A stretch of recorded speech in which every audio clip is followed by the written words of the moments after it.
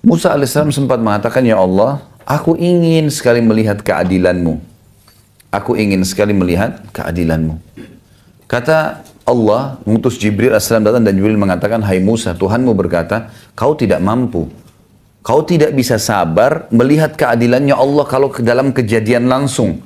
Ada kejadian terjadi, kamu akan sulit untuk bisa sabar untuk menunggu itu. Karena ada prosesi-prosesi dalam kasus-kasus yang ada.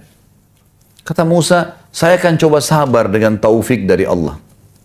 Baiklah. Allah setuju, dikasih ke Musa alaihissalam. Maka Musa alaihissalam disuruh pergi ke salah satu mata air. Di sekitar gunung Tursina, padang pasir, gunung-gunung batu, nggak ada orang di situ. Tapi ada mata air, airnya ngalir. Musa alaihissalam disuruh oleh Allah ke situ nggak buat apa-apa. Situ aja duduk. Udah, saksikan saja apa yang terjadi. Nggak lebih daripada itu. Maka yang terjadi adalah Musa alaihissalam lihat dari jauh. Nggak lama kemudian ada orang datang nunggangin kuda. Nunggangin kuda.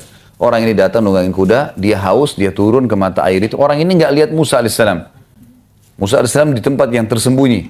Maka Musa alaihissalam melihat orang ini turun, minum air, ternyata di pinggang sebelah kirinya orang ini ada kantong isinya uang. Ya. Cukup banyak. Rupanya waktu dia minum, jatuh terlepas dari pinggulnya dan dia tidak pinggangnya dan dia tidak sadar. Dia naik tunggangi kudanya, dia pergi. Ini orang yang pertama, Musa saksikan alaihissalam. Yang kedua, orang yang kedua datang anak kecil. Belum balik, umur 9-10 tahun datang. Minum air di situ. Dia lihat ada kantong duit, dia ambil sama anak itu kecil pergi. Baik. Musa alaihissalam lihat. Sudah selesai, datang orang ketiga. Orang buta matanya sudah tua. Datang, dia dengar suara air, dia mampir, dia minum air di situ. Dia wudhu mau sholat. Tapi Allahu alam, ini riwayatnya memang dikatakan mau sholat. Bagaimana sholatnya dulu mereka di zaman Nabi Musa alaihissalam, Allahu alam ini. Apakah sama dengan kita sekarang, jumlah rakaatnya, kan namanya kita nggak ngerti. Karena nggak ada penjelasan, yang penting di zaman dulu ada sholat gitu kan. Baiklah, orang buta ini wudhu mau sholat. Ternyata orang yang pertama tadi penunggang kuda kembali. Dia tanya si buta ini, kakek tua, ayah buta, kamu lihat nggak duit saya di sini? Saya buta, mau lihat apa? Kamu pasti ambil, kamu pasti lihat, karena tidak ada orang lain. Ini padang pasir, pasti kamu yang ambil. Enggak, geledah aja barang saya. Enggak, saya nggak percaya. Cekcoklah dua orang ini sampai penunggang kuda membunuh dia. Si buta dibunuh. Dia lihat kiri kanan tidak ada orang. Kemudian dia naik tunggangi kuda, dia pergi. Dianggap sudah uangnya hilang. Musa alaihissalam saksikan ya.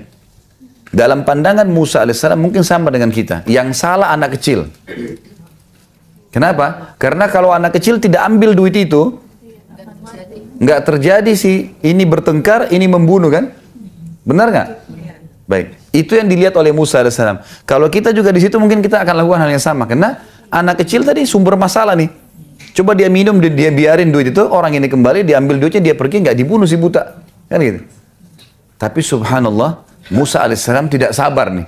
Kok ini ribut, ini bunuh, ini pergi, selesai. Anak kecil itu enak saja main pergi. Datang Jibril, dia mengatakan, Musa mengatakan, ya Allah saya nggak bisa sabar. Turun, Jibril alaihissalam mengatakan, hai Musa, Tuhan mau mengirimkan salam padamu dan mengatakan, memang kamu tidak bisa sabar. Kau tidak akan sabar. Kalau mau melihat, mau menilai keadilan Allah sulit. Baiklah. Tapi ceritanya seperti ini, hai Musa, diceritakanlah. Yang benar dari tiga orang itu, si anak kecil. Justru yang dianggap Musa salah, itu yang benar. Gimana ceritanya, kata Musa alaihissalam? Kata Jibril alaihissalam, kita bicara sekarang tentang ayahnya si anak. Anak ini kecil, ini rupanya punya ayah. Ayahnya mati dibunuh oleh orang. Ayahnya sebelum dibunuh oleh orang, dia pernah menjadi pegawainya penunggang kuda itu. Dan penunggang kuda itu pernah tidak memberikan gaji ayahnya si anak. Dan subhanallah, jumlah uang yang dia tidak kasih, sejumlah yang ada di kantong itu. Jadi penunggang kuda tidak pernah berpikir sebelumnya, kenapa dia meletakkan uang sejumlah itu. Dia tidak pernah berpikir mampir di mata air itu minum dan jatuh duitnya. Dia nggak pernah berpikir. Dia tidak bertemu sama si anak kecil dan tidak tahu kalau ini anaknya dulu pegawai dia tidak kasih gaji. Dia tidak pernah kenal anak kecil ini, ambil pergi. Anak ini juga belum balik. nggak ada hukum syar'i pada dia. Maka kata Jibril alaihissalam, karena ayahnya si anak itu terzalimi oleh si penunggang kuda, maka Allah dengan keadilannya memberikan haknya orang yang terbunuh, ya si ayahnya si anak ini, kepada ahli warisnya. Walaupun sudah mati kembali kepada dia. Kata Musa alaihissalam, lalu bagaimana dengan orang tua yang buta?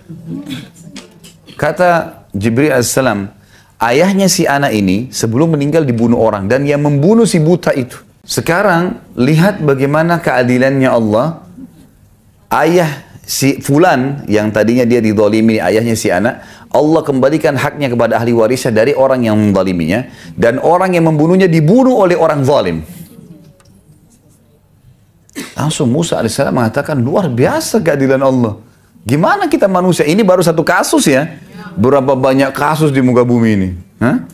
Kasusnya manusia beda, kasusnya jin beda, kasusnya hewan beda, yang sampai pada hari kiamat, kata Ibnu Katsir rahimahullah, menukil sebuah riwayat, Allah dengan kemahaadilannya nanti hari kiamat akan menghakimi domba yang bertanduk kenapa menanduk hewan yang tidak bertanduk.